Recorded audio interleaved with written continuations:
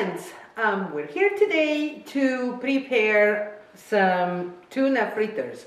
I've been given this recipe from a new friend who lives in Rome and whose name is Samantha, so I gladly thank her. I tried it a couple days ago and it turned out nice. I just made a couple slight changes in her recipes and she seemed to like the changes too, so hopefully she'll like the result. So what we need for this recipe is 1 can of Italian tuna in olive oil.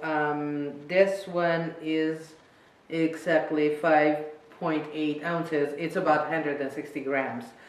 Drain it from the olive oil and set it aside. Then we need one small potato boiled and cooled down. This is roughly a half a cup. A teaspoon of Italian capers packed in salt and rinsed. 1 or 2 eggs, so we'll see it. A lot depends on the interaction between tuna and potatoes, which we will be forcing through a ricer. A tablespoon of Italian green or black olive spread. This is green. I'd rather have green than black. And then a few parsley leaves that we're going to chop together with the capers. Breadcrumbs, plain fine breadcrumbs to dredge your fritters in, and olive oil to deep fry. So I'm going to drain the tuna and force the potatoes through a ricer, and I will be back in about a couple minutes maybe. So see you soon. So, we have chopped our parsley and it's actually better if you hand chop parsley and capers, to chop them separately. I just find it easier. Then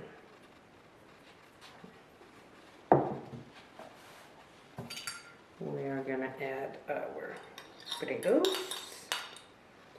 and tablespoon sort of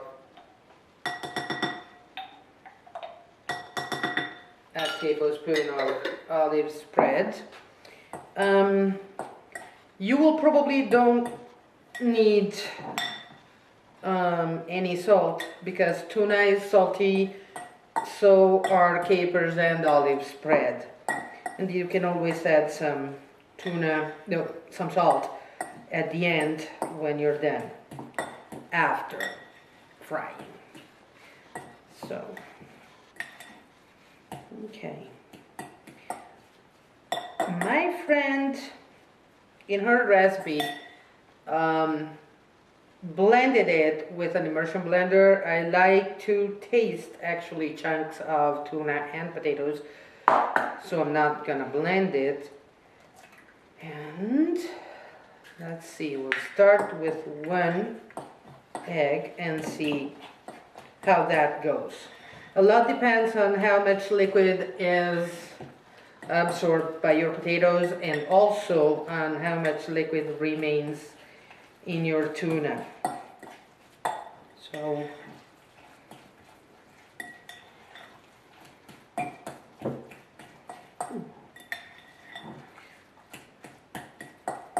seems that it could be enough, so we'll try with 1 egg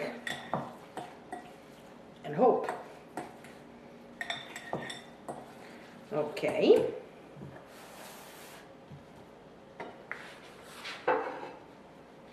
Now we're gonna make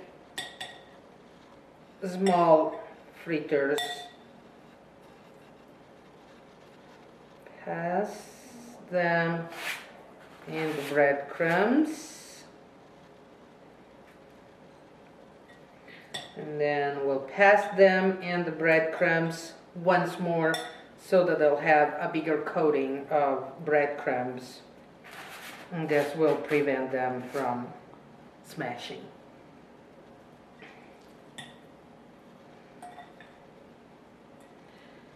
So we'll see each other when I'm done rolling and breadcrumbing. So see you in a couple minutes. And here we are. All our fritters are here, ready and double breadcrumbed.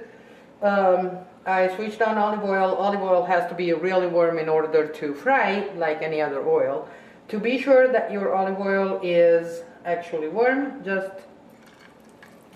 put a piece of whatever you're going to do into your olive oil. If it rapidly boils, then it means that your olive oil is ready. So do a few fritters at a time so you'll avoid the olive oil to cool down too much. And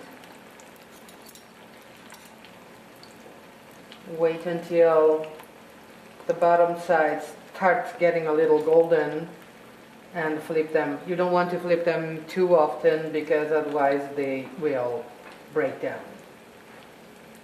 So, see, they are golden already.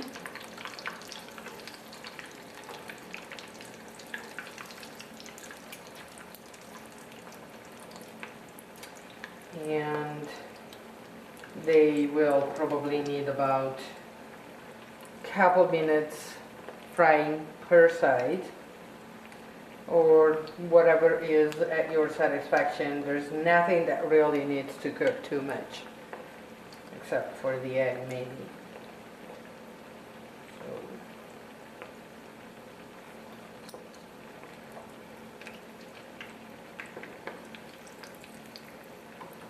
Nope, not ready yet. And the first batch of fritters is the one that you will probably mess up a little bit more because you still have to adjust to the oil temperature, and so that could be a little bit more complicated. But it's just a few of them.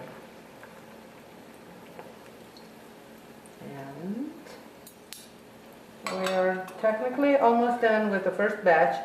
Then I'll keep frying and we will get together afterwards when all of them are ready, so you don't have to watch me frying that much.